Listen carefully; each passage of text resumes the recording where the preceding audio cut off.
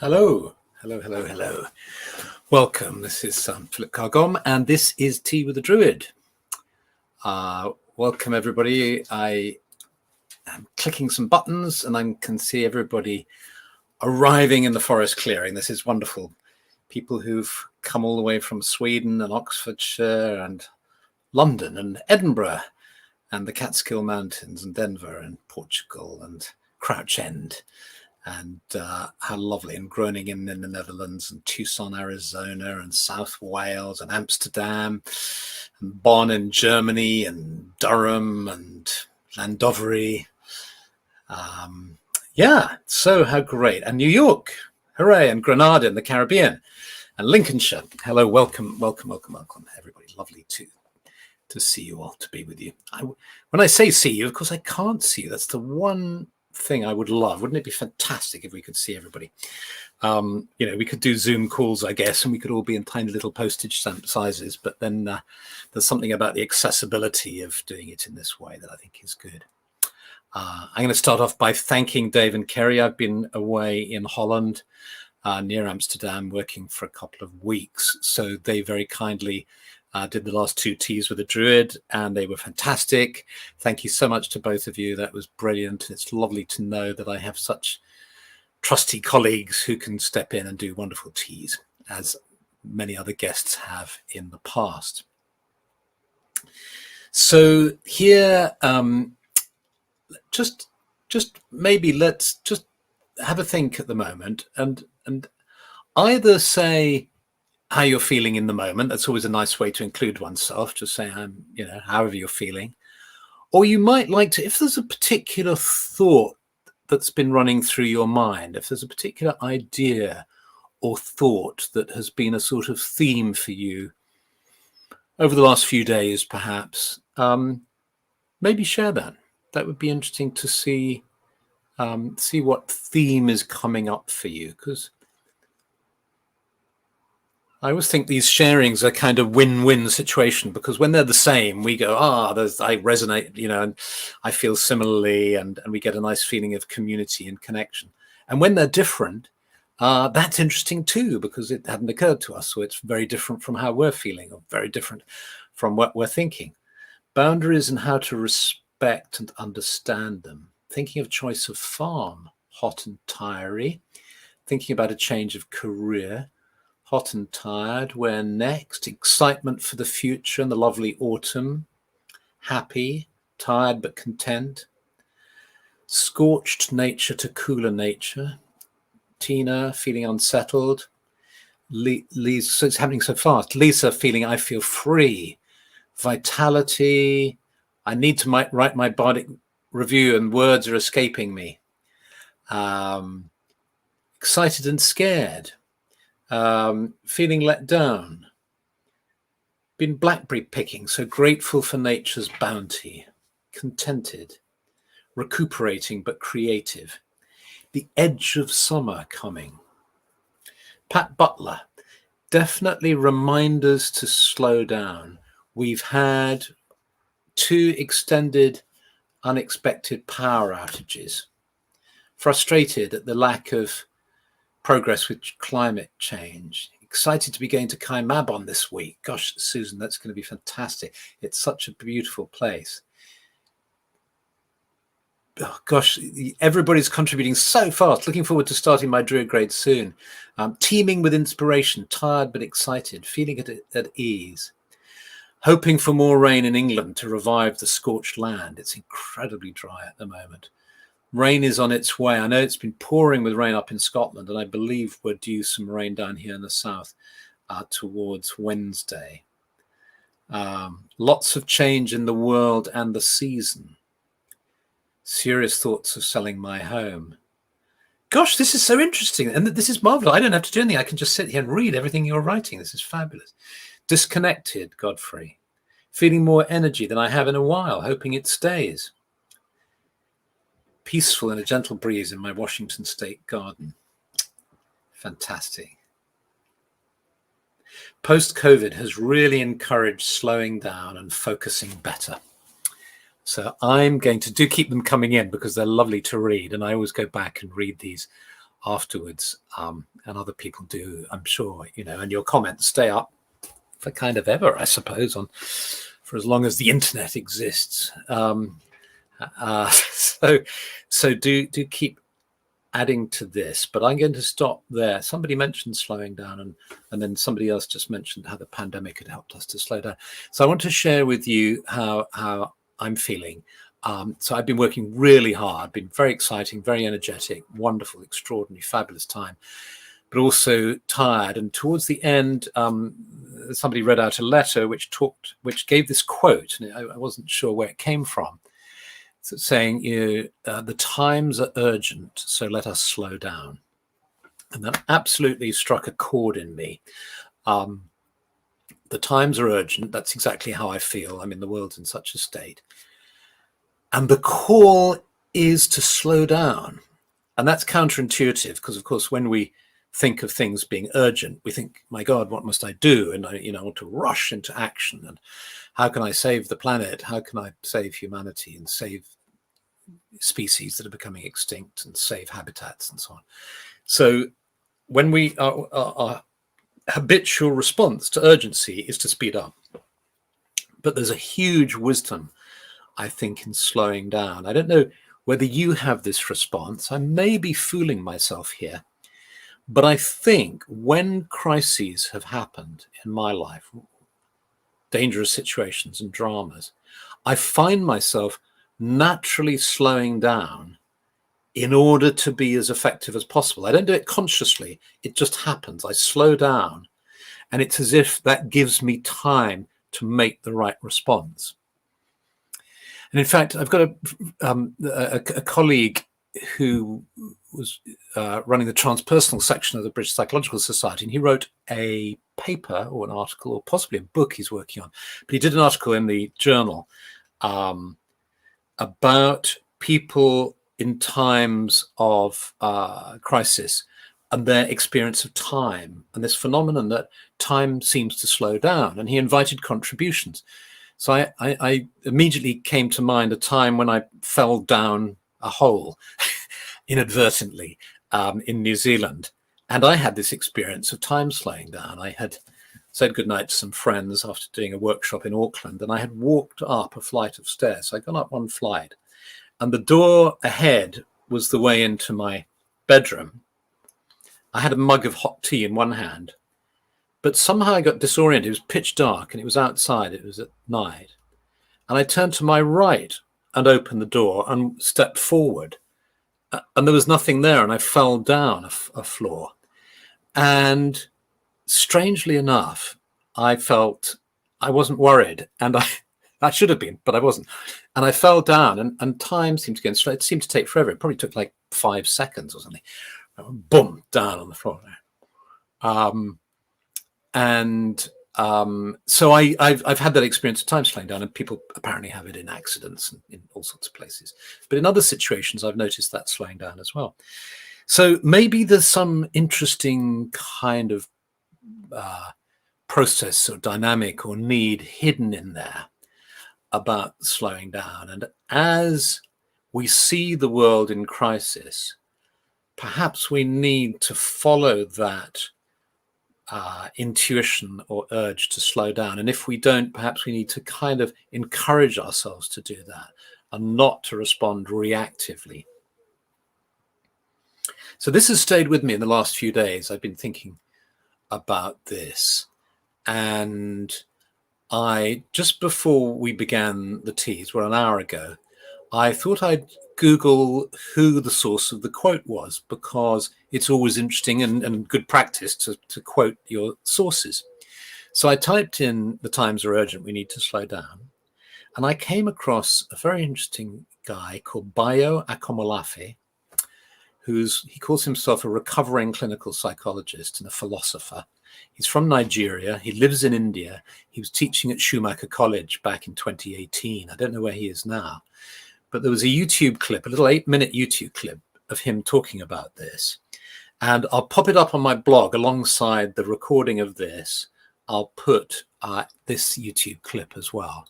But you can find it under "the times are urgent. We need to, so we need to slow down." And he talks about this idea, and he quotes listening to trees, talking to trees, and the idea that he got from looking at Celtic spirituality of liminal times. You know, this wonderful teaching we have in Druidry and Celtic spirituality around the liminal times between the seasons. You know, particularly at the times of the quarter days, Samhain, the liminal time between autumn and winter, Imbolc, the liminal time between winter and spring, Beltane, the liminal time between spring and summer. And of course, Midsummer's Eve, the summer solstice, is also a liminal time as well. And in fact, they all are. The winter solstice is a liminal time as well. The equinox is a liminal time. So it's a big thing. Liminal times and liminal places in the Celtic and Druid tradition are important too.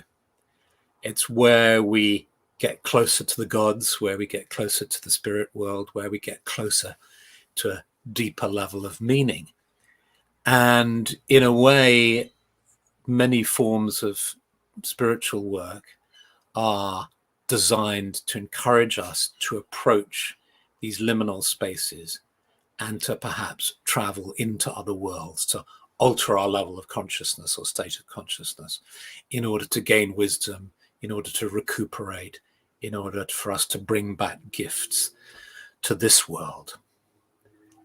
And you can also see psychotherapy, or certainly spiritual psychotherapy, in that light as well, as when we're with the client, we're encouraging them, or the group, encouraging them to enter into a deeper relationship with themselves, with their own unconscious, and with the collective unconscious, to get to that liminal place beyond the boundaries of everyday consciousness or of the ego, or however you want to term it.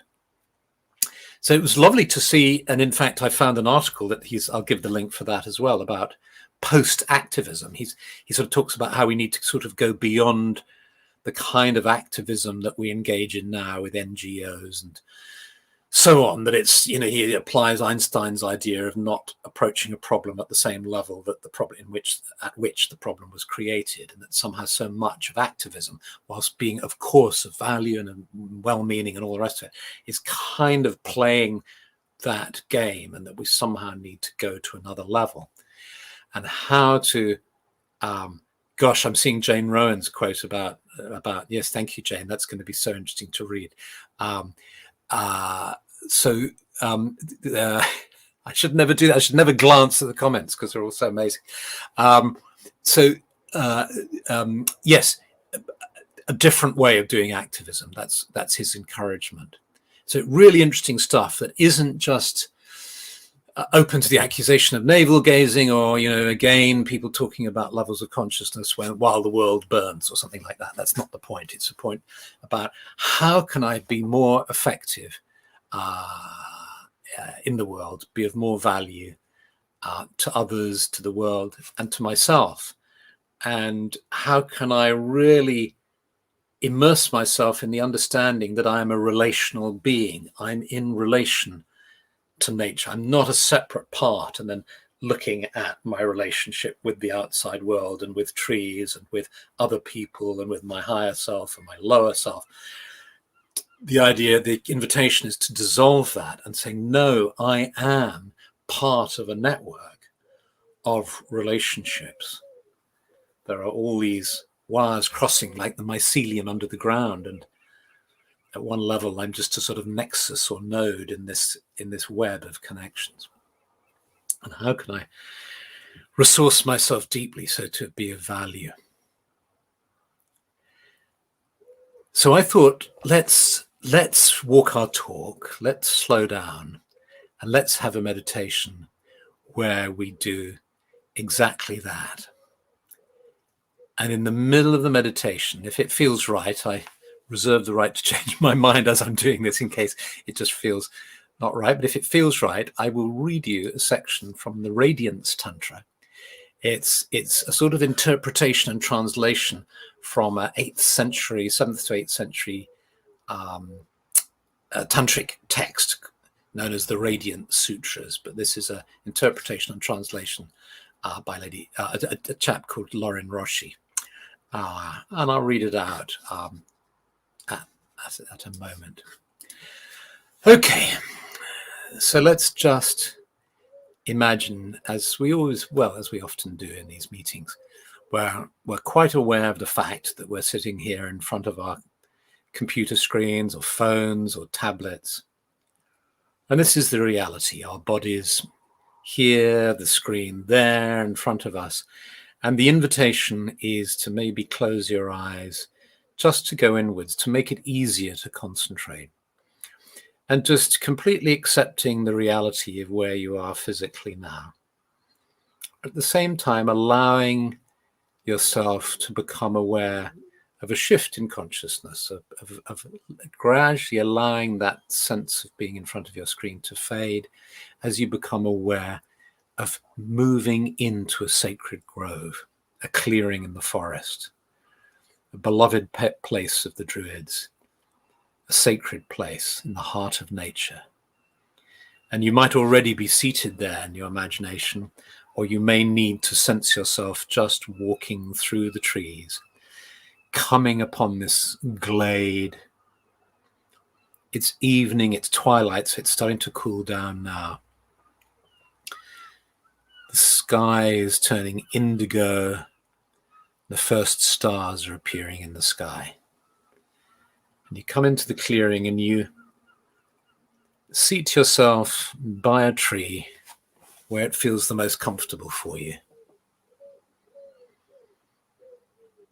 And you just close your inner eyes within the sacred grove and tune into the earth beneath you. Becoming aware of the earth below, bringing its grounding energy to you, of the trees around you and the sky above you. And you breathe in the energy of the sky, and the energy of the sky meets the energy of the earth within the center of your being.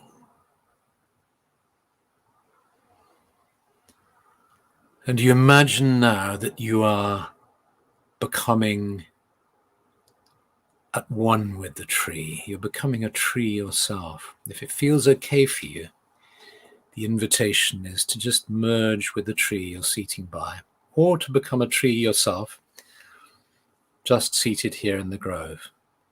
And just turn your attention now to your roots.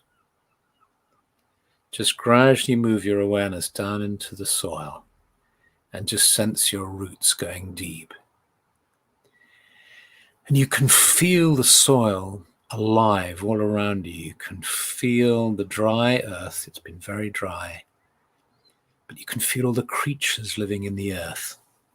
You can sense, even in this dry time, the vitality in the earth. And you tune in to your roots.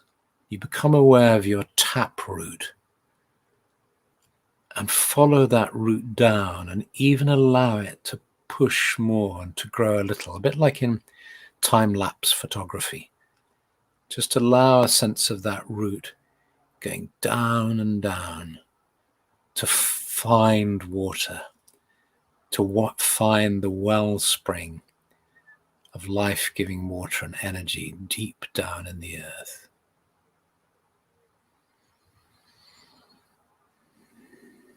And as this main taproot and all the smaller roots stretch down into the earth, they're anchoring you deeper.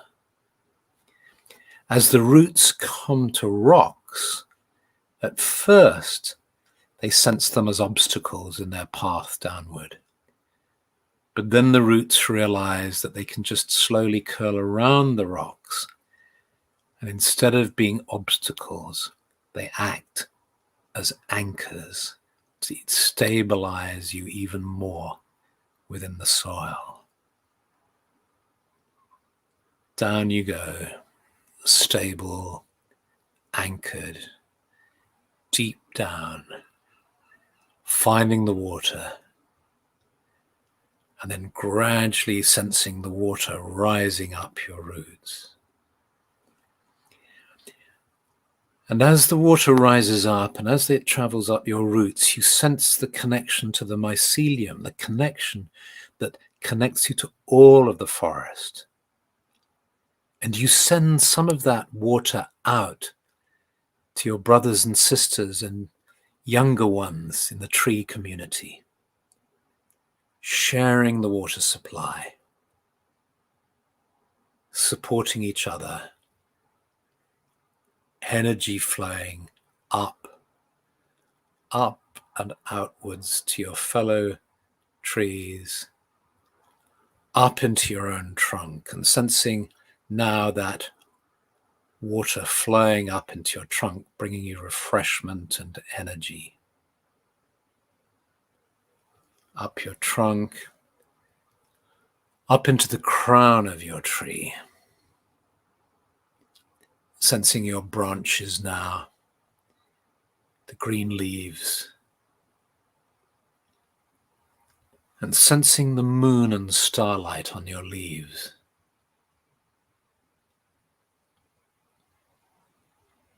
There's a light breeze, and you settle into a sense of peace and of tranquility. Slowing down to the rhythm of the trees.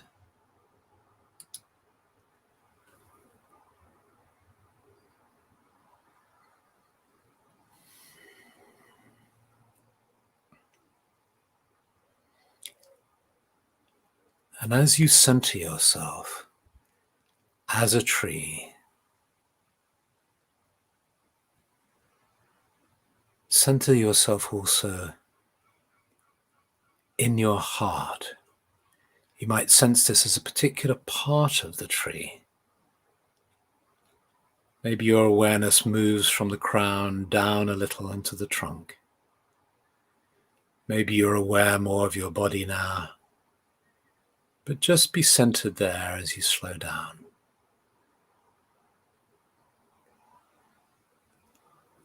There is a place in the heart where everything meets. Go there if you want to find me. Mind, senses, soul, eternity, all are there.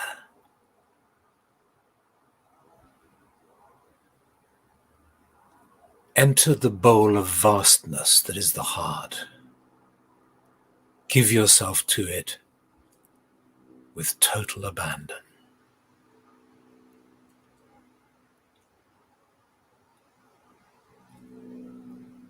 Enter the bowl of vastness that is the heart. Give yourself to it with total abandon. Quiet ecstasy is there, and a steady, regal sense of resting in a perfect spot.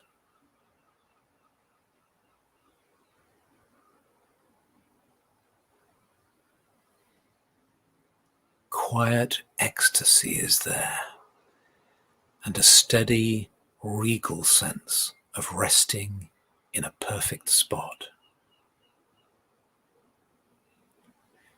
Once you know the way, the nature of attention will call you to return again and again and be saturated with knowing, I belong here.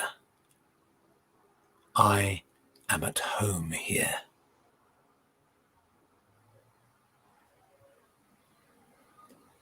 Once you know the way, the nature of attention will call you to return again and again and be saturated with knowing, I belong here.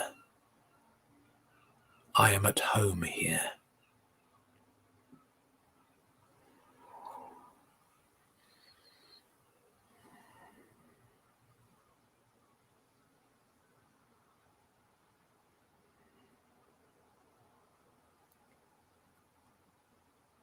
Resting,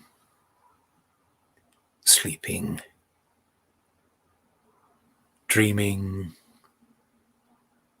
wide awake, clear mind, deep peace, open heart, being here, just being here. Like a tree, though it is strong and powerful, it is at peace. May we be like the trees. May we support our brothers and sisters, the trees, in following their example of peace and of power, of being rooted firmly in the earth, our heads blessed with starlight and sunlight and moonlight, our minds connected to the source of all, our hearts connected to the source of all.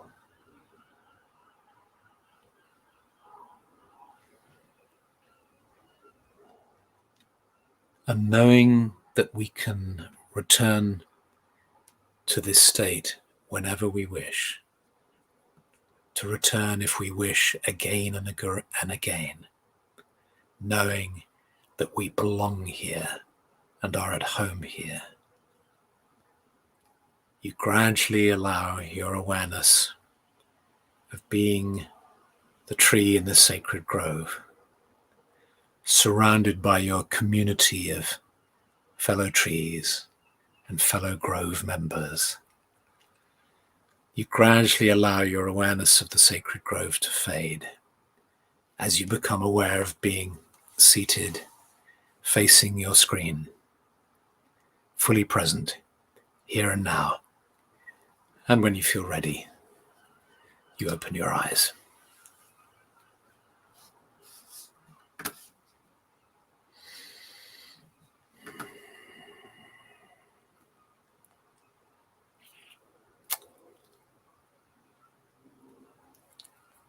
So, thank you so much.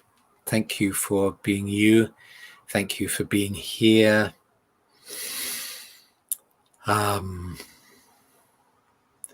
I'll put the quote from the Radiant Sutras on the blog post. I'll put Bayo Akomolafi's 8-minute talk about the need to slow down and to talk to trees up on the blog.